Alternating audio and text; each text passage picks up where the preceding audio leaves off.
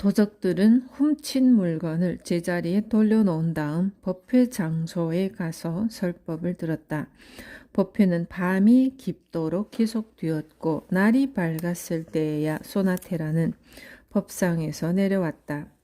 이때 도적의 두목은 소나테라의 어머니 발 앞에 엎드렸다.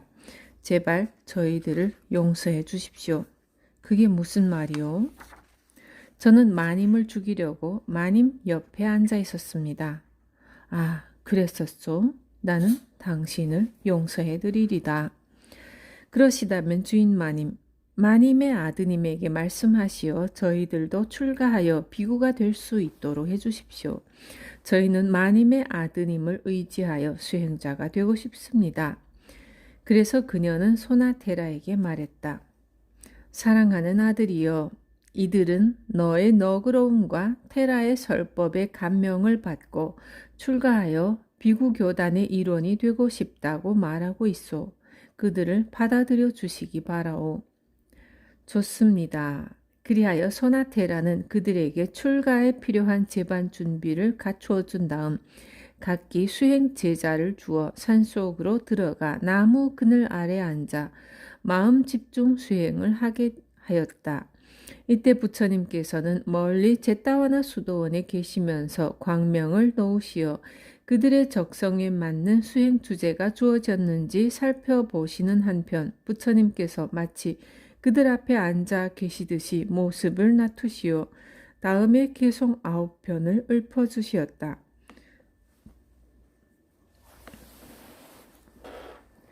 비구가 고요히 자비선정에 머물러 열애의 가르침에 기쁨을 가지면 마침내 평화로운 길에 이르러 모든 존재의 조건을 없애고 행복하리라.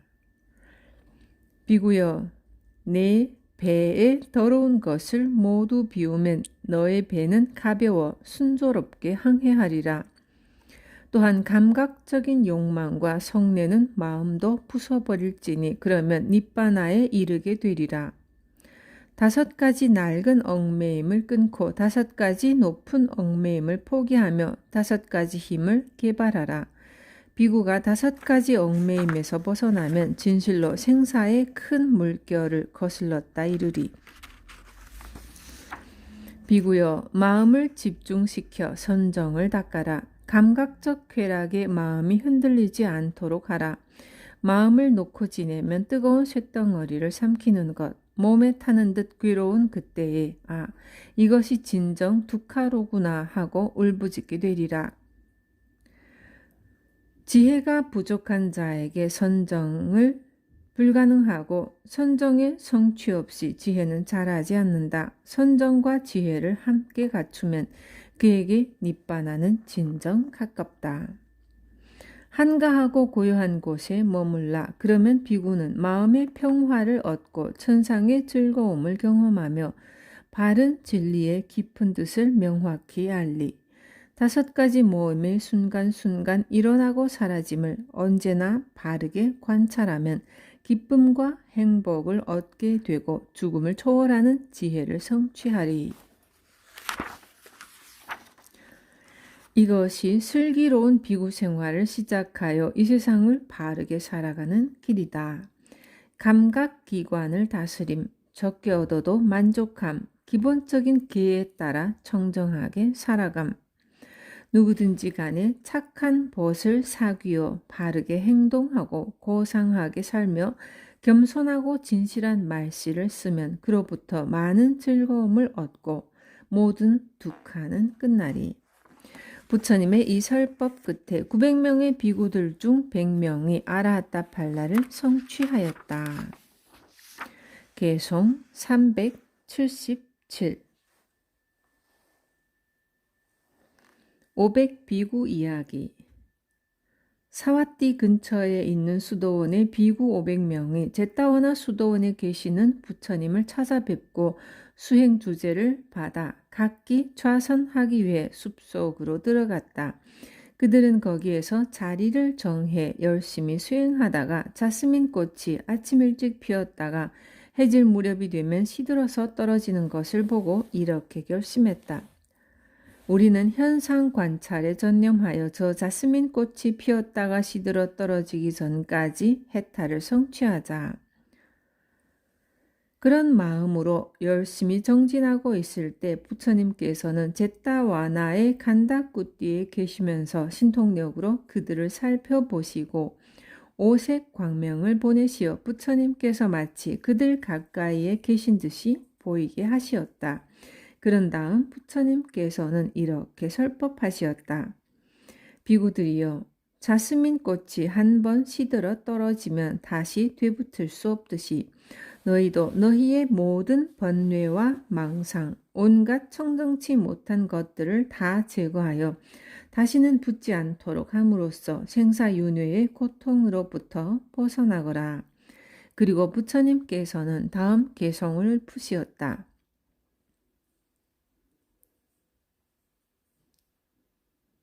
비구들이여, 마치 자스민 꽃이 시들어 나무에서 떨어지듯 이와 같이 욕망과 성냄을 떨어뜨려라. 그러면 모든 고통에서 해탈하리니. 부처님의 이 설법 끝에 500명의 비구들은 모두 아라하타팔라를 성취하였다. 개송 378 산타까야 테라 이야기. 과거 전생의 사자였던 산타까야라는 이름의 테라가 있었다. 전해오는 이야기에 따르면 사자는 사냥을 해서 먹이를 얻게 되면 그걸 먹은 다음 깊은 동굴이나 나무숲에 들어가 이랫동안 꼼짝도 않고 조용히 지낸다고 한다. 그래서인지 이 산타까야 테라는 평소의 몸가짐과 태도가 사자와 비슷했다. 그의 행동은 극히 제한된 것이었고 매우 느리고 꾸준하였으며 아주 조용하고 침착하였다. 그래서 그와 함께 생활하는 비구들은 그의 그런 행동 방식을 이상하게 여겨 부처님께 보고 드리게 되었다. 그러자 부처님께서는 이렇게 말씀하시었다. 비구들이여, 비구는 모든 행동과 몸가짐에 있어서 조용하고 침착하며 정중하기가 마치 저 산타까야 비구와 같아야 하느니라. 그리고 부처님께서는 다음 개송을 푸시었다.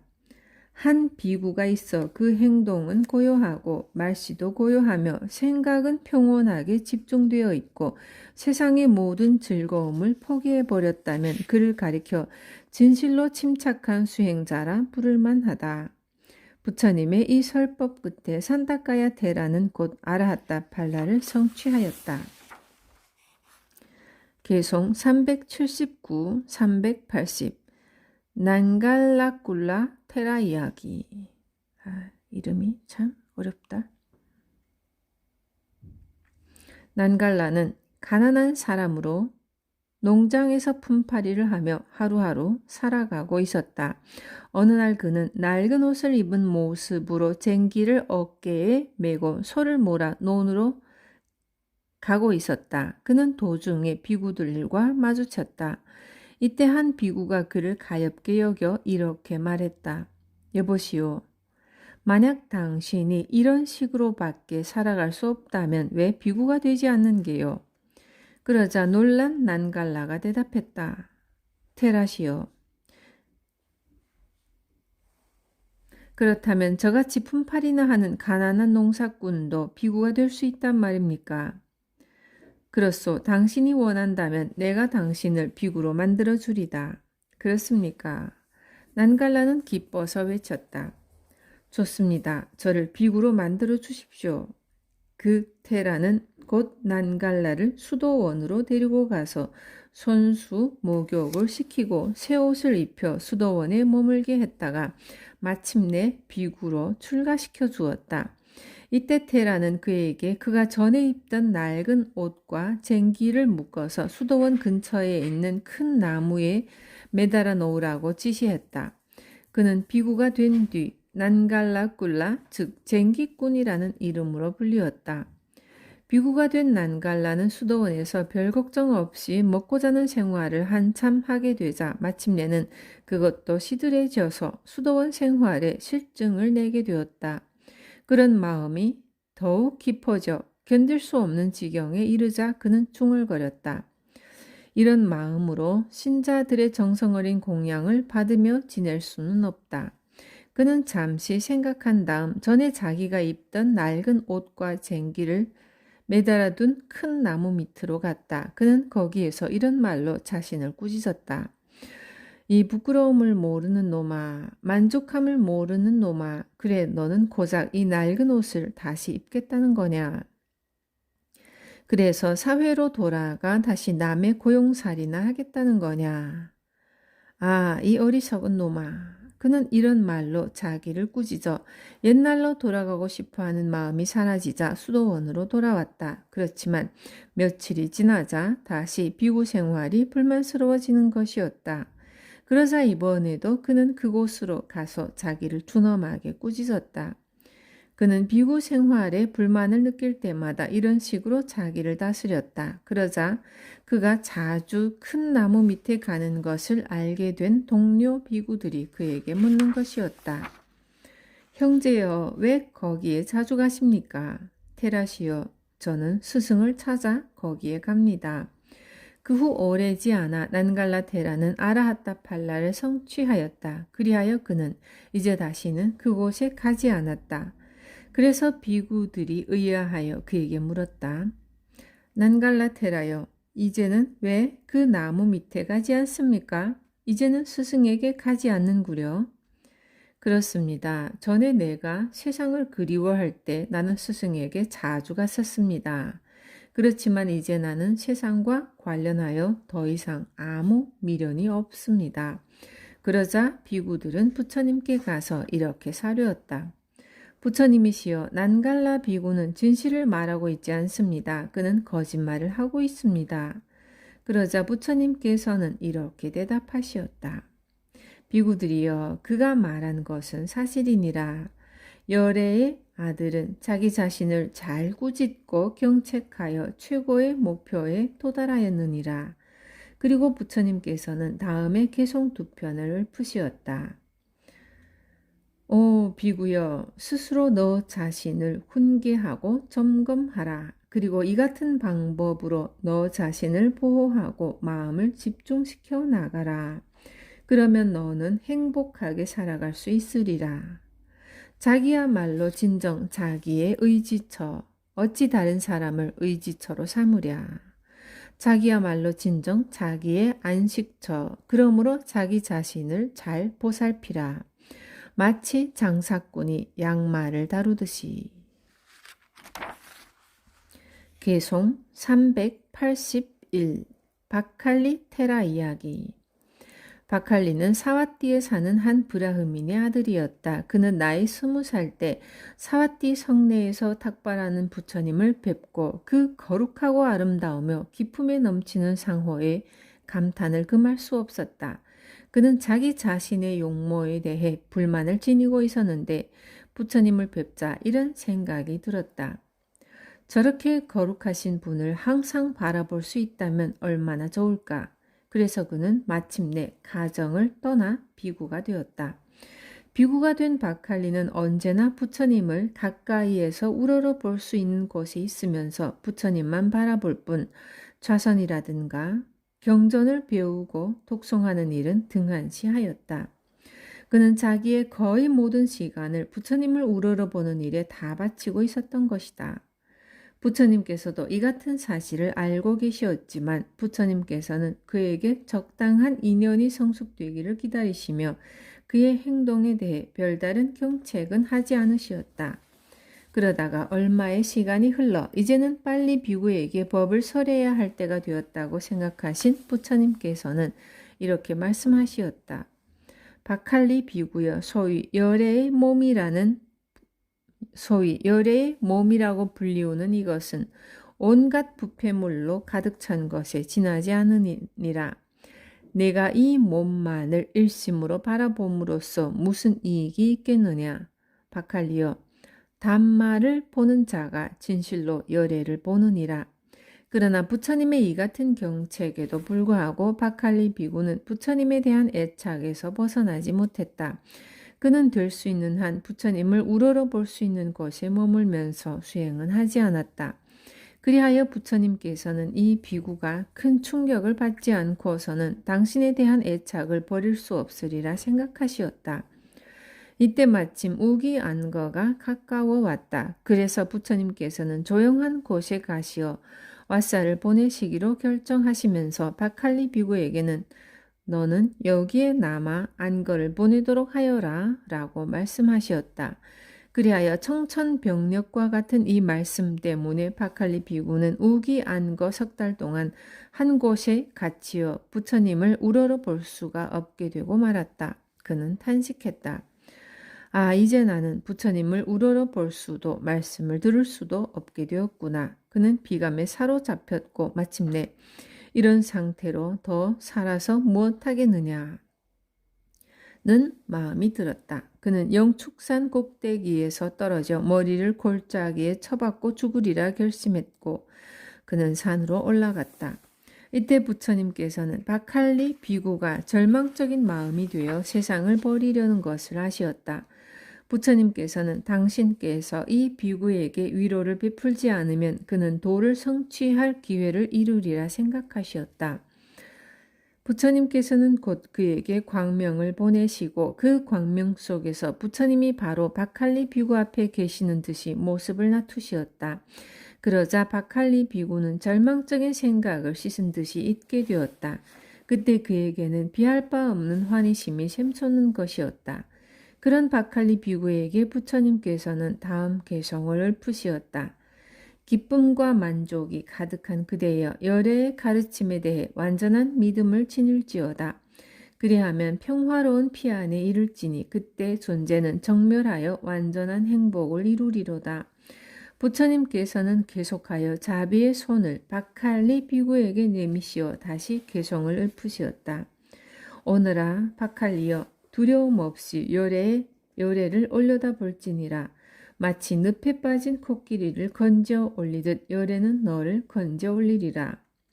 오너라 박할리여 두려움 없이 열애를 올려다 볼지니라.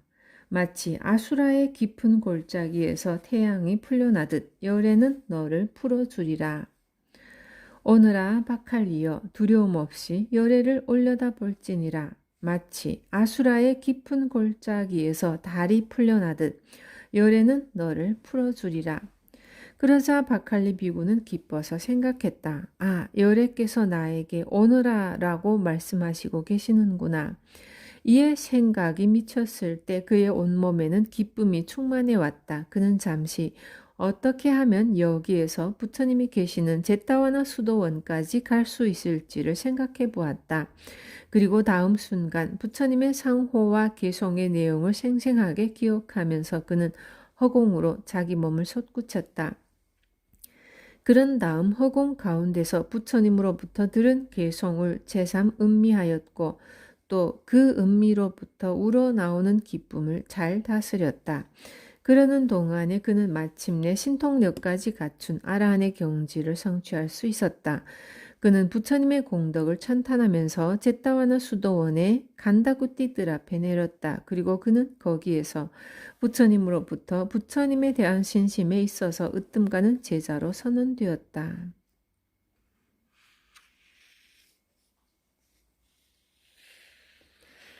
그리고 부처님께서는 다음 개성을 읊으시었다. 비구로서 부처님의 가르침에 대해 신심이 깊고 기쁨이 가득하면 니빠나의 고요함에 이르러 모든 현상의 조건들을 다스려 행복하리라. 개송 382 수마나 사마네라 이야기. 과거 빠도 무따라 부처님 당시에 한 젊은이가 부처님과 사부 대중이 모인 자리에 참석한 일이 있었다. 그는 부처님께서는 천안을 가진 제자 한 사람을 부처님의 으뜸가는 제자로 지명하시었는데 그 광경을 본 젊은이는 자기도 그런 제자가 되고 싶었다. 그래서 그는 부처님과 제자들을 자기 집에 초대하여 이랫동안 공양을 올린 다음 이렇게 발언했다. 부처님이시여, 저는 미래에 부처님이 출현하실 때 그 부처님의 천안 제일의 제자가 되고 싶습니다. 그러자 부처님께서는 그의 소원이 성취될 수 있을지를 무려 10만 겁의 기간을 두고 살펴보시었다. 그 결과 그의 소원이 성취될 수 있다는 것을 아시고 그 젊은이에게 이렇게 수기하시었다. 젊은이여, 지금으로부터 10만 겁이 지나면 곧다마 부처님이 세상에 출현하시리라. 그때 너는 그 부처님의 천한 제일 제자가 될 것이며 너의 이름은 아누루따라 하리라. 이 같은 수기를 받은 젊은이는 마치 내일이면 천안을 얻을 수 있을 듯한 기분으로 매일매일을 보냈다. 그래서 그는 부처님께서 마하빠리 니빠나에 드실 때까지 별다른 수행을 하지 않았다.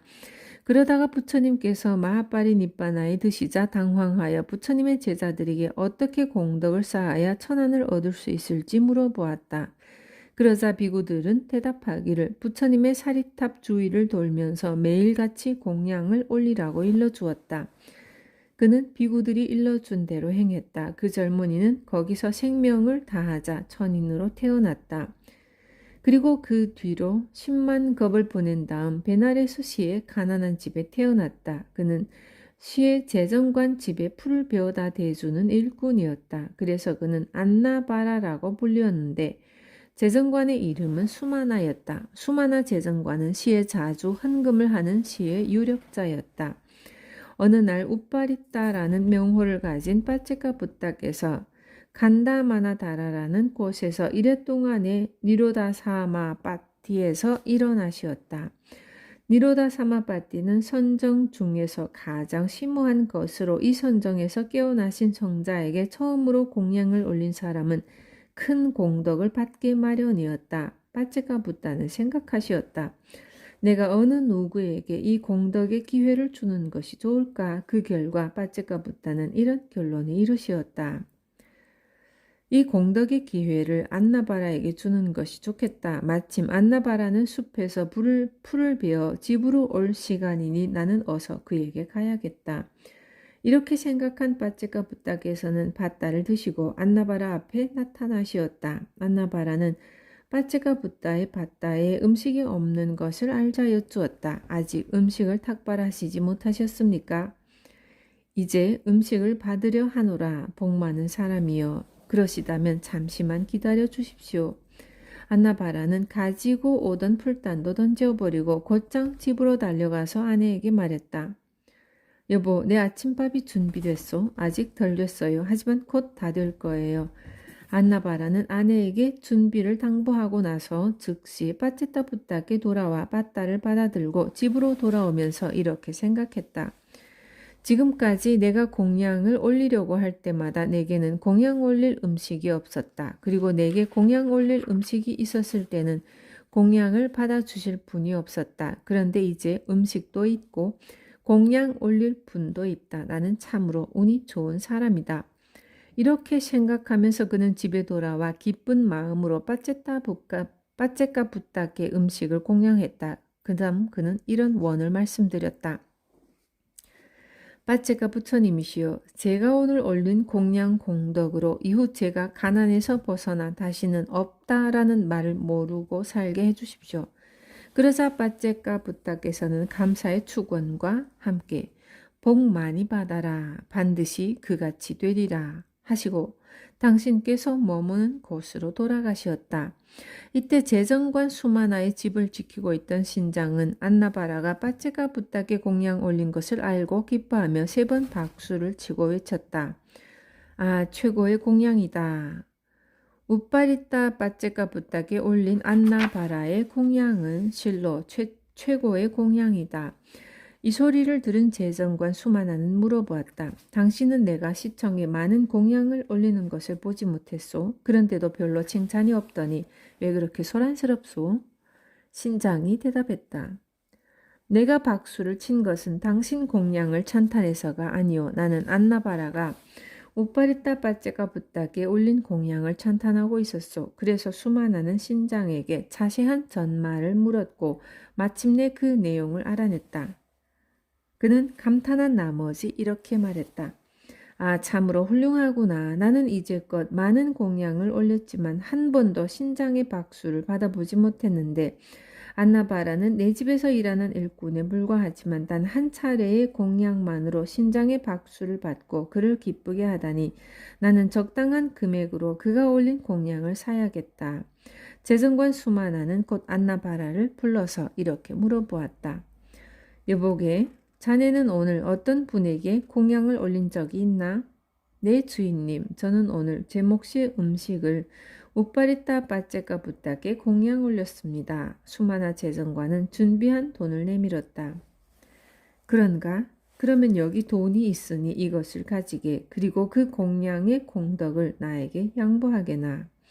그렇지만 안나바라는 말했다. 안 됩니다. 그렇게는 할 수 없습니다. 그래서 수마나는 점차로 금액을 늘려서 제시했지만 안나바라는 끝내 주인의 제안을 받아들이지 않았다. 그래서 재정관 수마나는 결국 이렇게 말했다. 정 그렇다면 좋아. 이 돈을 줄 테니 이것을 가지고 가게. 그리고 자네 공양에 나도 한몫 끼게만 해주게. 그 문제는 제가 빠체가 부타님을 뵙고 결정하겠습니다. 안나바라는 곧 빠체가 부타께 갔다. 빠체가 부처님, 수마나 재정관이 저에게 많은 돈을 주면서 제가 올린 공양에 자기도 동참하고 싶다고 합니다. 어떻게 했으면 좋겠습니까? 그러자 빠체카 부탁께서는 미소를 지으며 이렇게 대답하시었다. 그래요. 만일 100가구가 살고 있는 마을이 있다 하자. 이때 한 집에서 호롱을 밝혔는데 다른 집 사람이 와서 그 불로부터 불을 붙여가서 자기 집의 등에 불을 붙이고 그것이 100집에 이르렀다면 그들이 가져간 불은 처음 사람의 것인가 아닌가? 부처님이시여, 그렇다면 그것은 첫 번째로 켠 불이 100배로 늘어난 것이라 하겠습니다. 바로 그러하니라. 그대가 내게 올린 공양도 그와 같으니 그것이 한 술의 밥이었건 또 한 국자의 국이었던 간에 공양을 올리는 사람이 다른 사람과 함께 그 공양을 올린다고 생각했다면 그 공양은 그가 생각한 사람 수만큼 공덕이 늘어나는 법이니라. 그러므로 재정관 수마나를 위해 그대가 공덕을 함께 짓고 싶어하면 그대의 공양 공덕은 2배로 늘어나 그대도 수마나 재정관도 공덕을 입게 되리라. 부처님이시여, 이것은 실로 매우 좋은 법입니다. 안나바라는 곧 수마나에게 가서 말했다. 재정관님, 제 공덕을 나누어 가져가십시오. 그런가? 그렇다면 이 돈을 받아가시게나. 싫습니다. 저는 제 몫의 공덕까지 양도하는 것은 아니니까요. 저는 다만 좋은 뜻으로 이 공덕을 그냥 드리는 것입니다. 그런가? 그렇다면 자네는 내게 그 공덕을 내려주시게. 나도 그냥 이 돈을 자네에게 드릴 테니까. 그리고 자네는 이제 굳은 일을 하지 마시게. 나는 이 도시 한가운데다 자네 집을 지어주겠네. 그리고 자네가 필요한 것이 있으면 무엇이든지 내 창고에서 가져가시게나. 이런 복덕이야말로 니로다 사마 빠띠, 즉 최고의 선정에 들었다가 나오신 성자께 최초로 공양을 올린 공덕인 것이다. 한편 국왕은 이 소식을 듣고는 안나바라를 불러서 자기에게도 공양의 공덕을 일부 양보해달라고 청했고 그 다음에 많은 재산을 하사하신 다음 그를 또 다른 재정관으로 임명했다. 그 뒤 안나바라는 재정관 수마나와 좋은 우정을 계속해 나갔다. 그리고 공덕도 계속 지었으며 숨이 다하자 천상에 태어났다. 그는 천상과 지상을 돌며 여러 생을 보내다가 현재의 부처님이신 고타마 부처님이 출현하신 시기에 카필라바뚜의 아미또다나 사키야 왕족으로 태어나게 되었다. 그때 그의 이름은 아누루따였으며 마하나마의 동생이었고 부처님에게는 사촌 동생 뻘이었다. 그는 전생에 지은 공덕의 복으로 엄청난 호강 속에서 조심스럽게 키워졌다. 아누루따의 출가. 어느 때 왕족의 아들 6명이 모여서 구슬을 많이 잃은 사람이 빵을 내는 놀이를 하고 있었다. 놀이 결과 6 왕자 중에 아누루따가 구슬을 많이 잃었다. 그래서 그는 어머니에게 사람을 보내어 빵을 보내달라고 청했다. 그러자 그의 어머니는 금접시에 빵을 담아 보내왔다. 그래서 왕자들은 그 빵을 먹고는 다시 구슬치기를 했는데 이번에도 아누루따가 구슬을 잃었다. 그래서 그는 다시 어머니에게 빵을 가져다 달라고 청했고 이렇게 연속 3번이나 안우르다가 구슬을 잃었고 그때마다 그의 어머니는 빵을 보냈는데 마침내 4번째에 이르러 빵이 다 떨어지고 말았다. 그래서 안우르다의 어머니는 심부름꾼에게 이제는 빵이 없다고 전하도록 일렀다.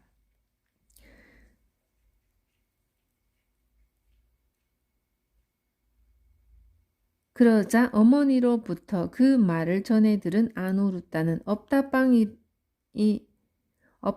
있다는 말로 들었다. 그는 그동안 한 번도 무엇이든 없다는 말을 들어보지 않고 살아왔기 때문에 그렇게 생각한 것이었다. 그는 심부름꾼에게 그렇다면 없다 빵이라도 가져오라고 일렀다. 그래서 심부름꾼은 아누르타의 어머니에게 돌아가 왕자의 말을 전했고 어머니는 생각했다. 내 아들은 그동안 한 번도 없다는 말을 들어본 적이 없었다. 그래서 이 같은 전가를 보내온 것이다. 그런 아들에게 내가 어떻게 야박하게 없다는 말을 입에 올리겠는가. 이렇게 생각한 어머니는 금접시를 깨끗이 씻고 그 위에 금사발 하나를 덮어 아들에게 보냈다. 빈 접시를 보고 없다는 말을 깨우치게 하려는 생각이었다. 그러자 도시를 지키고 있던 신장은 이 모든 광경을 보고 이렇게 생각했다.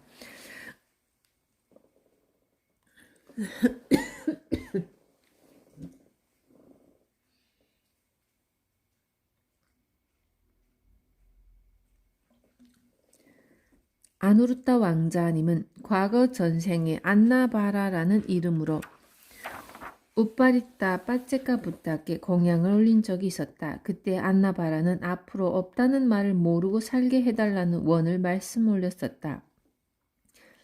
이 일을 알고 있는 내가 지금 왕자님을 도와드리지 않는다면 내 머리는 7조각으로 쪼개지고 말 것이다.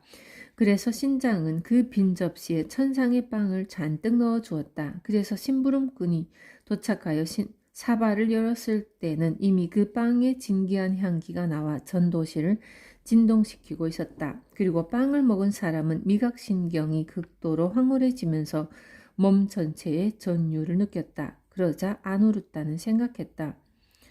어머니께서는 나를 사랑하시지 않으셨던 것이다. 왜 어머니는 지금까지 이렇게 맛있는 빵을 주시지 않았단 말인가? 아누르타는 당장에 돌아가 어머니에게 이렇게 항의했다. 어머니는 저를 사랑하시지 않으시죠? 그게 무슨 말이냐? 나는 너를 내 눈보다 내 심장보다 더 사랑한단다. 그렇다면 그동안 왜 제게 없다 빵을 한 번도 주시지 않으셨습니까? 그래서 어머니는 심부름꾼에게 전말을 물어보았고 심부름꾼은 그 이상한 일을 고했다. 이에 아누르타의 어머니는 그것이 전생의 공양 공덕인 줄을 알게 되었다. 아누르타는 그 뒤부터 없다 빵만을 찾았다. 그리고 그때마다 아누르타의 어머니는 금사발을 덮은 금접시를 아들에게 보냈다. 그러면 그때마다 천상의 빵이 담겨있게 마련이었다. 그리하여 아누르타는 가정에서 사는 동안에 없다라는 말을 모른 채 보냈다. 그 뒤 거의 모든 사키야족의 아들들이 가정을 떠나 부처님의 제자가 되었다. 이때 마하나마는 그의 동생 아누르타에게 말했다. 귀여 내 동생아, 우리 가족 중에는 아무도 가정을 떠나 비구가 된 사람이 없구나. 그러니 나나 너 중에 한 사람이 출가하여 비구가 되는 게 좋겠다. 그러자 아누르타는 이렇게 대답했다. 형님도 아시듯이 저는 그동안 불편이라는 것을 모른 채 살아왔어요. 그러니 가정을 떠나 비구가 되는 일을 감당할 수 없을 것 같아요. 마하나마가 말했다. 그렇다면 내가 집에 남아서 농사를 짓도록 하거라. 내가 비구가 되겠다. 그러자 농사라는 말을 처음 들은 아누르타는 반문했다. 형님, 농사라니요. 그게 뭐죠? 아누르타는 음식이 어디에서 나오는 것인지도 모르는 도련님이었다. 한 번은 이런 일이 있었다. 어느 때 세 왕자, 즉 아누르타와 바띠아 그리고 낀빌리가 한자리에 모여서 음식은 어디에서 나오는 것인지에 대해 이야기하고 있었다. 낀빌리가 말했다. 그건 창고에서 나오는 거야. 그러자 바띠아가 반박했다. 무슨 소리야? 그건 솥에서 나오는 거야. 이때 두 사람의 말을 듣고 있던 아누루따는 한심하다는 듯이 한마디 하는 것이었다. 너희들은 순 바보로구나. 그건 금접시와 금사발에서 나오는 건데 그것도 모르니? 이런 아누루따였으니 농사짓는 일이 무엇인지 알 리가 없었다. 그래서 형 마하나마는 아누루따에게 말해주었다. 이리 오너라 아누루따야. 내가 너에게 사람이 살아가는 일 중에서 가장 중요한 농사짓는 일에 대해 말해주겠다.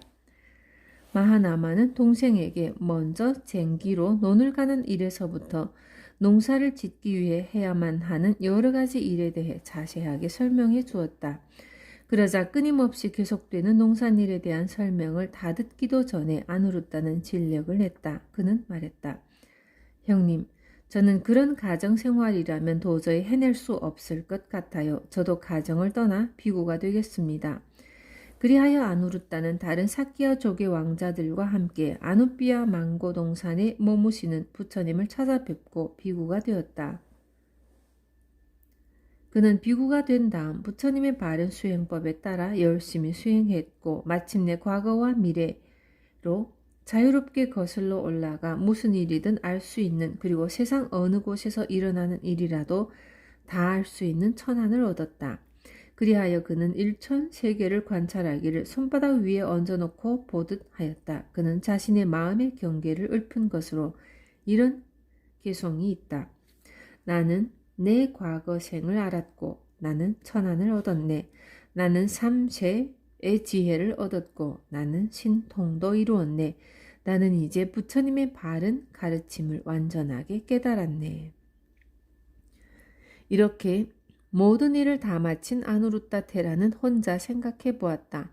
내가 과거 전생에 어떤 공덕을 지었기에 오늘날 이런 경지에 오를 수 있었던가. 그 결과 아누루따 테라는 자신이 과거에 빠두무따라 부처님 앞에서 간절한 원을 세웠다는 것을 알았다. 그리고 후에 베나레스시의 재정관 수마나의 집에서 일을 하며 우파리따 빠찌까 부탁에 공양을 올렸고 그 공덕으로 뒷날 없다는 말을 아예 모른 채 유복하게 살 수 있었다는 것도 알아냈다. 그는 생각했다. 그때 나의 좋은 벗이었던 수마나 재정관은 지금 어디에 있을까? 테라는 천안으로 세상을 살펴보았고 곧 이 같은 사실을 알았다. 윈자숲 산기슭에 문다라는 이름의 도시가 있다. 거기에 사는 마하문다에게는 아들이 둘이 있는데 마하수미나는 큰아들이고 쫄라수미나는 막내 아들이다. 옛날 나의 친구였던 수마나는 바로 그 쫄라수미나인 것이다. 자, 그렇다면 이제 내가 그들에게 가면 어떤 일이 생길는지 알아보자. 내가 그들에게 가면 아직 7살밖에 안 된 쫄라수미나는 나와의 인연에 의해 출가하게 되겠구나. 그리고 결국 최고의 수행 경지에까지 오르게 되겠구나. 그래서 아누루따 테라는 마침 우기가 다가오는 때를 놓치지 않고 허공을 날아 문다시의 성문 앞에 내렸다. 아누루따 테라는 마하문다를 찾아갔다. 마하문다와 아누루따 테라는 이미 안면이 있었다. 마하문다는 테라를 보고 기뻐하며 아들에게 일렀다. 예, 수마나야, 거룩하신 테라께서 오셨구나. 어서 나가서 테라님의 밧다를 받아오너라. 너는 테라께서 앉으실 자리를 준비할 테니까. 나는 테라께서 앉으실 자리를 준비할 테니까. 그러자 큰아들 마수마나가 아버지의 말씀에 따라 테라를 마중했다. 마하문다는 테라를 극진히 대접한 뒤에 우기 석 달 동안 자기 집에 머물면서 시봉을 받아줄 것을 청했다. 그래서 테라는 그 제안을 받아들였고 마하문다는 세심한 정성으로 테라를 시봉하였다.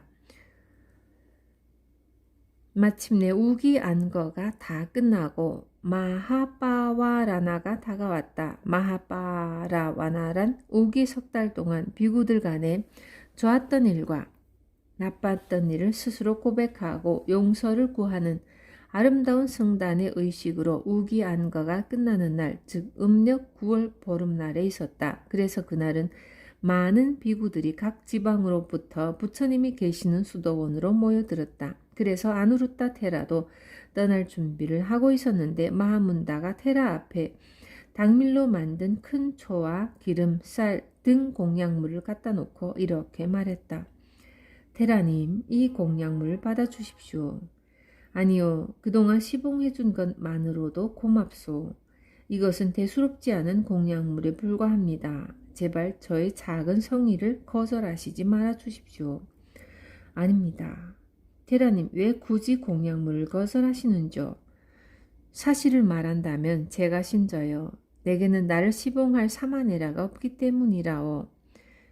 그러자 마하문다가 제안했다. 그러시다면 저의 아들 마하수미나가 시봉을 해드리면 어떻겠습니까? 제가 신자여, 마하수미나는 나와 인연이 없는 것 같소. 그렇다면 쫄라수미나는 어떻습니까? 아직 7살밖에 안 되긴 합니다만 테라님만 괜찮으시다면 즐거이 사마네라로 보내드리겠습니다. 쫄라수미나라면 좋습니다. 이렇게 되어 아누루타 테라는 쫄라수미나를 사마네라로 받아들였다. 그리고 쫄라수미나는 사마네라가 된 지 얼마 안 되어 아라하타 팔라를 성취하여 삶의 모든 문제를 다 풀어버렸다. 테라와 사마네라는 거기에서 보름 정도를 더 지낸 다음 이제는 부처님을 찾아뵈어야겠다고 생각하시어 그곳을 떠났다. 이때 두 사람은 허공을 날아갔는데 부처님을 뵙기에 앞서 일단 히말라야 산속에 있는 아란냐 꾸띠카 수도원 마당에 내렸다. 그런데 아누루타 테라는 거기에서 새벽과 저녁 때 너무 열심히 경행을 하다가 소화불량 증세를 보이며 큰 고통을 겪게 되었다. 그러자 사마네라 수미나는 테라의 안색이 변한 것을 살피고 이렇게 여쭈었다. 스승님, 어디가 편찮으십니까? 그렇단다. 어떻게 하면 스승님의 병을 고칠 수 있겠습니까? 아우서여, 히말라야 산속에 가면 산중턱에 아노따따라는 이름의 호수가 있는데 그 물을 마시면 나을 수 있단다. 제가 곧 다녀오겠습니다. 수마나는 이렇게 말하고는 곧 허공으로 몸을 날려 무려 500요자나나 떨어진 아노따따 호수까지 단숨에 날아갔다. 이때 호수의 용왕은 춤을 잘 추는 친구 영들과 함께 즐겁게 놀려고 준비를 하고 있다가 멀리서 수마나가 날아오는 것을 보고는 벌컥 화를 내며 투덜거렸다. 머리를 빡빡 깎은 사마네라 놈이 오고 있군. 저놈은 틀림없이 이 호수에서 물을 기르려 할 것이다. 나는 저놈이 물을 길어가지 못하게 막아야겠다. 그는 곧 자기의 머리를 앞으로 내밀어 사방 50요자나나 되는 큰 호수 전체를 덮어버렸다. 그러자 호수는 마치 주전자를 큰 접시로 덮은 것처럼 되어버렸다.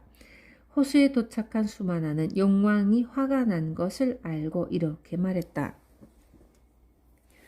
엄청난 불과 힘을 가진 용왕이여, 내 말을 들으시오. 물 한 항아리만 주시오. 약으로 쓰려고 나는 물을 길러왔다오. 그러자 용왕이 대답했다. 동쪽에 가면 겐지스라는 이름의 위대한 강이 있어 거대한 바다로 흘러간다오. 거기 가서 물을 길어 가시오. 사마네라는 용의 말을 듣고 생각했다. 이 용왕이 대단히 화가 났구나. 그렇지만 나는 스승을 보살펴 드려야 하는 몸, 내 신통력을 써서라도 물을 길어가고 말리라. 이렇게 생각한 수마나는 용왕에게 다시 말했다. 용왕이여, 내 스승께서는 오직 아노다따 호수물만을 길어오라고 하시었소. 그러니 나는 이 호수물을 길어가야 하겠소. 내 일을 방해하지 마시오. 스승께서 마실 물을 길어가는 일, 내가 할 일은 다만 이것뿐이네. 그러니 용왕이여, 만약 그대에게 힘이 있다면 나를 막아보시오. 얼마든지. 수마나가 꿋꿋한 태도로 이렇게 나오자 이제서야 용왕은 빳빳한 태도를 누그러뜨리고 이렇게 대답하는 것이었다. 사마네라여, 나는 당신을 당할 수가 없습니다. 나는 당신의 개성을 박수로서 찬탄합니다. 자, 이젠 어서 물을 가져가십시오. 그러자 수마나는 용왕에게 그 말이 진심인지를 3번이나 번복하여 확인했다. 그러자 용왕은 진심이라고 말했고 수마나는 이것은 부처님의 가르침이 얼마나 위대한지 널리 알릴 다시 없는 기회라고 생각했다. 그래서 수마나는 곧 천상으로 올라가 여러 천왕과 천신에게 갔다. 그리고는 지금 아노다타 호수에서 자기가 용왕을 굴복시키고 있다는 것을 알렸다.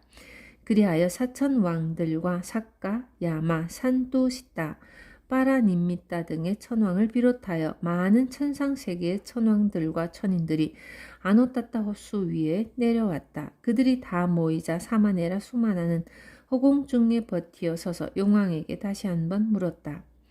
엄청난 불과 힘을 지닌 용왕이여, 내 말을 들으시오. 물 한 항아리만 주시오. 약으로 쓰려고 나는 물을 길러왔다오. 그러자 용왕은 대답하는 것이었다. 사마네라시여, 나는 당신을 당할 수가 없습니다. 나는 당신의 개송을 박수로서 찬탄합니다. 자, 이젠 어서 물을 가져가십시오. 이렇게 3번을 물어서 용왕으로부터 3번의 대답을 들은 다음 수마나는 12여자나 되는 거대한 몸으로 변신하더니 허공으로부터 내려와 용왕의 머리를 발로 밟아 그를 내리눌렀다. 그러자 용왕은 마치 힘센 남자가 물에 젖은 나무 껍질을 쥐어짜듯이 쪼그라들었고 수마나는 그렇게 된 비참한 용왕을 호수 구석에 던져버렸다. 그러자 호수에서는 종려나무만큼이나 큰 물기둥이 치솟아 올랐고 사마네라 수마나는 허공에서 그 물을 항아리에 담았다. 이같이 용왕과 수마나의 한판 승부가 끝나자 구경을 나온 천상의 여러 손님들은 수마나에게 큰 박수를 보냈지만 용왕은 모욕감을 느껴 잔뜩 화를 내며 중얼거렸다. 이 꼬마 녀석이 천상의 많은 손님들 앞에서 나를 모욕했다. 내가 이놈을 짓이겨 버릴 테다. 그런 다음 놈을 겐지스 강까지 집어던져 버리리라. 그는 이런 생각으로 길을 떠난 수마나를 뒤쫓았다. 그렇지만 그의 속력으로 수마나를 따라잡을 수가 없었다. 수마나는 스승에게 돌아와 물 항아리를 내려놓고 물을 드실 것을 권했다. 이때 용왕이 도착해 말했다. 테라님, 이 물을 제가 주지 않았는데도 사마네라가 억지로 빼앗아 온 것입니다. 그 물은 마시면 안 됩니다. 수마나야, 그것이 사실이냐? 아닙니다. 저는 용왕의 허락을 받아 이 물을 길었습니다. 걱정 마시고 어서 들도록 하십시오. 그러나 아누루따 테라는 아라따 팔라까지 성취한 수마나 사마네라가 거짓말을 했을 리가 없다 생각하고 그 물을 마셨다. 그러자 테라의 병은 곧 차도를 보이기 시작했다. 용왕이 다시 아누루따 테라에게 항의했다. 테라시여, 테라님의 사마네라는 천상의 여러 손님들 앞에서 저를 모욕했습니다. 저는 저 사마네라의 심장을 쪼개버리고 그를 집어서 저 겐지스 강에 던져버리겠습니다. 그러나 아누루따 테라는 미소 지으며 말했다. 용왕이여, 너는 매우 강하지만 저 사마네라 또한 대단한 신통력을 가지고 있고 너도 그것을 보았을 것이다. 내 생각으로는 너는 사마네라와 겨루어 도저히 이길 수 없을 것 같다.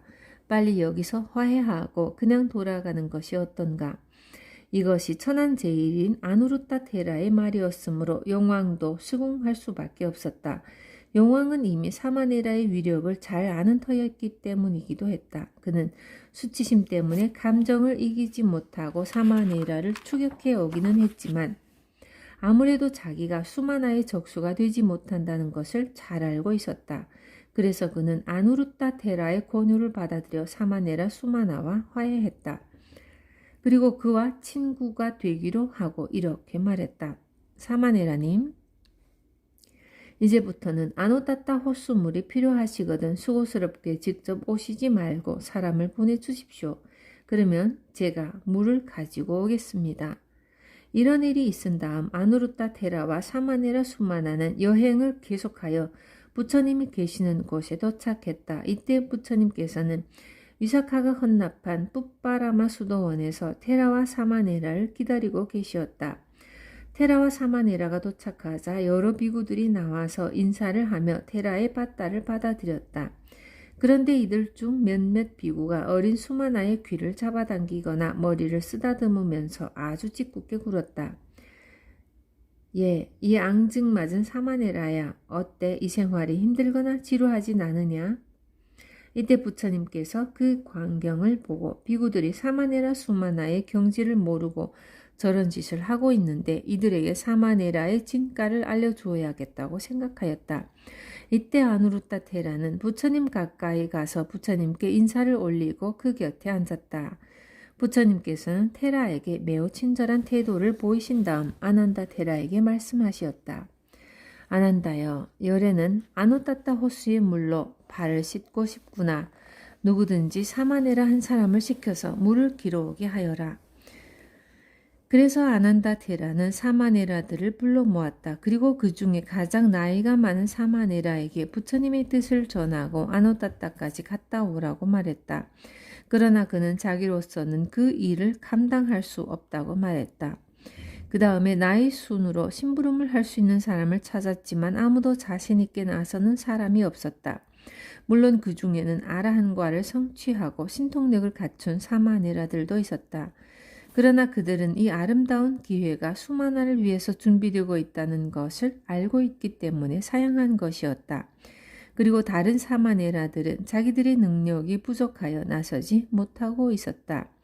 그리하여 마침내 순서는 가장 나이가 어린 수마나에게까지 왔다. 수마나는 말했다.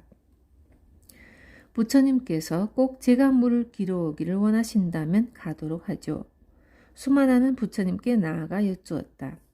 부처님이시여, 제가 아누타타 호수에 가서 물을 길어오기를 원하십니까? 수마나여, 그러하니라. 그러자 수마나는 곧 수도원 안에 있는 항아리 중에서 가장 큰 것을 골랐다. 그것은 위사카의 주문에 의해 만들어진 것으로서 무려 60통의 물이 들어가는 큰 황금 항아리였다. 수마나는 이 정도 항아리는 어깨에 얹을 필요도 없다면서 오른손에 대롱대롱 들더니 허공으로 날아올라 히말라야 산중턱을 향해 날아갔다. 수마나가 호수에 도착하자 용왕에게 말했다. 스승님, 왜 심부름꾼을 보내시지 않고 직접 오셨습니까? 용왕은 자기가 직접 항아리에 물을 가득 담더니 자, 이제 먼저 가도록 하시죠. 제가 이 물을 가지고 뒤따라가겠습니다. 그렇지만 수마나는 그의 친절을 거절했다. 아니요, 부처님의 특별한 지시에 따라 이곳에 온 것이니 내가 직접 가지고 가야 하겠소. 이렇게 말하고 나서 수마나는 항아리를 한 손에 높이 들고 날아올랐다. 이때 부처님께서는 뽀빠라마 수도원에 계시면서 수마나가 오는 것을 보시고 옆에 있는 비구들에게 말씀하시었다. 비구들이여, 사마네라 수마나의 저 근엄하고 침착한 모습을 보아라. 수마나는 마치 우아한 백조처럼 허공을 날아오고 있구나. 마침내 수마나는 부처님 앞에 도착하여 큰 항아리를 내려놓고 큰 절을 올렸다. 이때 부처님께서는 그에게 물으시었다. 내 나이가 몇이냐? 부처님이시여, 제 나이는 7살입니다. 그러자 부처님께서는 매우 이례적인 선언을 하시었다. 그렇다면 좋다. 수마나여, 열애는 오늘부터 너에게 비구 자격이 있음을 인정하노라. 그리하여 수마나는 아직 20살이 되지 않은 나이로 정식 비구가 되었다. 이것은 매우 특별한 경우로서 단지 수마나와 솥바가의 경우가 있을 뿐이었다. 그는 그때부터 사마네라가 아닌 비구로 불리었다. 수마나가 7살에 정식으로 비구가 된 뒤 많은 비구들이 법당에 모여서 그에 관한 이야기를 나누고 있었다. 아, 얼마나 훌륭한가. 수마나의 신통력은 실로 위대했다. 우리는 이 같은 위대한 신통력을 전에는 본 일도 없었다. 이때 부처님께서 가까이 오시어 무엇을 주제로 이야기를 나누고 있는지 물으시었다. 그래서 비구들이 사실대로 고하자 부처님께서는 이렇게 말씀하시었다. 비구들이여, 비록 나이가 어린 비구라 할지라도 바르게 수행하면 마침내 탐진치를 여의고 그 같은 신통력을 얻게 되느니라. 그리고 부처님께서는 다음 개송을 읊으시었다. 비록 나이 어린 비구일지라도 스스로 열심히 부처님의 가르침을 수행하면 이 세상을 광명으로 빛나게 한다. 마침 구름을 벗어난 달처럼.